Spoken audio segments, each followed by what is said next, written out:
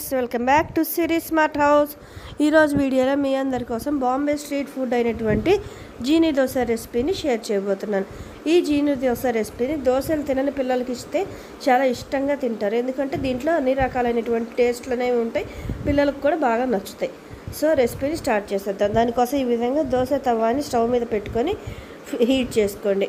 కంప్లీట్గా దోశ తవా మనకి హీట్లోనే ఉండాలి. దోశ తవా మనం హీట్ చేసుకొని అది హీట్ అయ్యేలోపు మనం దోశ బ్యాటర్ని వాటర్లో అదేవిధంగా సాల్ట్ని యాడ్ చేసుకొని మిక్స్ చేసుకొని రెడీగా పెట్టుకుందాం. ఇప్పుడు మనకి దోశ తవా కూడా హీట్ అయిపోయింది. దీన్ని ఇప్పుడు మనం వెంటనే దోశలు వేసేసేయకుండా దాని మీద కొద్దిగా మనం వాటర్ని స్ప్రింకిల్ చేసుకోవాలి. మీకు వీలైతే బ్రష్ తీసుకొని బ్రష్ తోటి వాటర్ని అప్లై చేయండి. కంపల్సరీగా మనం దోశలు వేసే ప్రతిసారి ఈ విధంగా బ్రష్ తోటి వాటర్ అప్లై చేయటం వల్ల దోశలు మనకి పర్ఫెక్ట్గా వస్తాయి. సో ఈ విధంగా వాటర్ని అప్లై చేసిన తర్వాత నెక్స్ట్ మనం ఒక టిష్యూని తీసుకొని ఆ తవా మొత్తం మీద చక్కగా క్లీన్ చేసేయాలి. ఇలా క్లీన్ చేసేయటం వల్ల దోశలు విరిగిపోకుండా పర్ఫెక్ట్గా వస్తాయి. ఇప్పుడు దోశ బ్యాటర్ కూడా రెడీ అయిపోయింది. తవా కూడా కంప్లీట్గా ఫుల్ హీట్లో ఉంది. ఇలా హీట్ అయినటువంటి తవాని ఇప్పుడు మనం స్టవ్ సిమ్లో పెట్టుకొని దాని మీద దోశ వేసుకోవాలి. దోశ వేసుకునేటప్పుడు మీరు ఎప్పుడైనా సరే కొంచెం స్లోగా యాడ్ చేసుకొని బ్యాటర్ని వేసుకోండి. అప్పుడు దోశ అనేది రౌండ్ షేప్ పర్ఫెక్ట్గా వస్తుంది. ఇప్పుడు చూస్తున్నారు కదా నాకు ఎంత చక్కగా రౌండ్ షేప్ అనేది వస్తుందో. ఈ విధంగా మీకు దోశ రౌండ్ షేప్ రావాలంటే మీరు స్టవ్ని సిమ్లో పెట్టుకొని దోశను వేసుకోండి.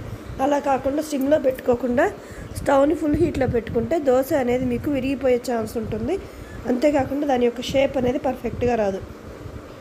కాబట్టి వీలైనంత వరకు ఈ విధంగా స్టవ్ని సిమ్లో పెట్టుకొని దోశ బ్యాటర్ని యాడ్ చేసుకొని స్ప్రెడ్ చేసుకోండి. నెక్స్ట్ ఇలా యాడ్ చేసినటువంటి దోశ బ్యాటర్ మీద మనం ఫస్ట్ క్యాబేజీని అప్లై చేసుకోవాలి. ఇక్కడ మనం వెజిటేబుల్స్ని యాడ్ చేసుకోవాలి. వెజిటేబుల్స్ అన్నిటినీ మనం పచ్చివే యాడ్ చేసుకోవాలి, ఫ్రై చేసుకొని యాడ్ చేసుకోవాల్సిన అవసరమే లేదు. ఇలా క్యాబేజీని యాడ్ చేసుకున్న తర్వాత దీని మీద నెక్స్ట్ మనం సన్నగా గ్రేట్ చేసుకొని రెడీగా పెట్టుకున్నటువంటి క్యారెట్ని యాడ్ చేసుకోవాలి. మనం ఒక్కొక్క దోశను తయారు చేసుకోవడం కోసం 1 లేక 2 టేబుల్ స్పూన్స్ క్యాబేజీ వెజిటేబుల్స్ అన్నింటినీ యాడ్ చేసుకుంటే సరిపోతుంది. ఇంకా కావాలంటే మీ టేస్ట్కి తగ్గట్లుగా కూడా యాడ్ చేసుకోవచ్చు. ఇలా రెండింటిని యాడ్ చేసుకున్న తర్వాత రెండింటిని మిక్స్ చేసుకొని కొద్దిగా స్ప్రెడ్ చేసుకోండి. ఈ రెండింటిని యాడ్ చేసుకొని స్ప్రెడ్ చేసుకున్న తర్వాత నెక్స్ట్ ఇందులో మనం సన్నగా చాప్ చేసుకున్నటువంటి ఆనియన్స్ని యాడ్ చేసుకోవాలి. మీరు పిల్లలకి ఇచ్చేటప్పుడు ఆనియన్స్ మరీ ఎక్కువగా యాడ్ చేయకుండా కొద్దిగా యాడ్ చేయండి. ఎందుకంటే మనం ఆనియన్స్ని పచ్చివి యాడ్ చేస్తున్నాం కాబట్టి కొద్దిగా యాడ్ చేయండి. నెక్స్ట్ 1 నుంచి 2 స్పూన్స్ టొమాటో పీసెస్ని యాడ్ చేయండి. టొమాటో పీసెస్ని కూడా వీలైనంత వరకు చాలా సన్నగా కట్ చేసి యాడ్ చేసుకోండి. ఇలా టొమాటోస్ని కూడా యాడ్ చేసుకున్న తర్వాత నెక్స్ట్ దీని మీద మనం షేజ్వాన్ సాస్ని యాడ్ చేసుకోవాలి. ఈ జీనీ దోశ రెసిపీకి దాని యొక్క టేస్ట్ అనేది ఇంప్లిమెంట్ అవ్వడం కోసం షేజ్వాన్ సాస్ని కంపల్సరీగా యాడ్ చేసుకోవాలి. షేజ్వాన్ సాస్ యాడ్ చేయటం వల్లనే దోశకి బాగా మంచి ఫ్లేవర్ అనేది యాడ్ అవుతుంది. నెక్స్ట్ చిల్లీ సాస్ని యాడ్ చేసుకోండి. మనం యాడ్ చేస్తున్నటువంటి సాసెస్ యొక్క స్పైసీనెస్ మన దోశని టేస్ట్ ఇంకా ఇంప్రూవ్ చేయడానికి చాలా హెల్ప్ చేస్తాయి. ఇలా chilli sauce, Schezwan sauce 1 spoon చొప్పున యాడ్ చేసుకుంటే సరిపోతుంది. నెక్స్ట్ ఒక 1/2 టేబుల్ స్పూన్ వరకు సాల్ట్ని యాడ్ చేసుకోండి. ఒక 1/2 టేబుల్ స్పూన్ వరకు రెడ్ చిల్లీ పౌడర్ని యాడ్ చేసుకోండి. ఇలా రెడ్ చిల్లీ పౌడర్ని కూడా యాడ్ చేసేసుకున్న తర్వాత ఒక 1/4 టేబుల్ స్పూన్ వరకు చాట్ మసాలాని యాడ్ చేసుకోండి.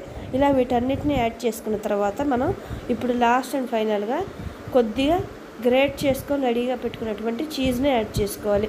కానీ చీజ్ని యాడ్ చేసుకునే ముందు ఒకసారి ఇంగ్రీడియంట్స్ అన్నిటినీ స్పూన్ సహాయంతో బాగా మిక్స్ చేసుకోండి. ఇలా మిక్స్ చేసుకున్న తర్వాత మనం గ్రేట్ చేసుకొని రెడీగా పెట్టినటువంటి చీజ్ని యాడ్ చేసుకోండి. చీజ్ని లాస్ట్ అండ్ ఫైనల్గానే యాడ్ చేయాలి.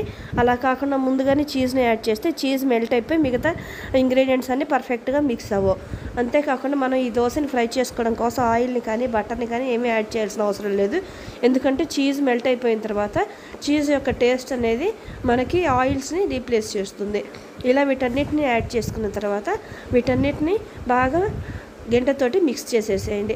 ఇలా గంటతోటి మిక్స్ చేస్తూనే దోశ మొత్తం మీద వీటన్నిటిని స్ప్రెడ్ చేసుకోండి. స్ప్రెడ్ చేసుకున్న తర్వాత ఈ విధంగా చక్కగా స్లోగా జాగ్రత్తగా రోల్ చేసుకోండి. రోల్ చేసేసుకొని దీన్ని కట్ చేసేసుకోండి. దానికోసం ఈ విధంగా కంప్లీట్గా పర్ఫెక్ట్గా రోల్ చేసేసుకొని మనం స్లోగా ఒక పిజ్జా కట్టర్ తోటి కట్ చేసేసుకోవచ్చు. ఇలా కట్ చేసుకొని చక్కగా వాటి మీద పైనుంచి చీజ్ని యాడ్ చేసేసి పిల్లలకి సర్వ్ చేసేయండి. దీనితో పాటు మనం కాంబినేషన్గా ఎటువంటి చట్నీస్ కూడా ఏం అవసరం లేదు. ఈ విధంగా చక్కగా డైరెక్ట్గా తినేసేయచ్చు.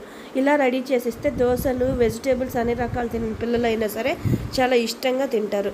సో ఇది ఫ్రెండ్స్ ఇవాల్టి వ్లాగ్.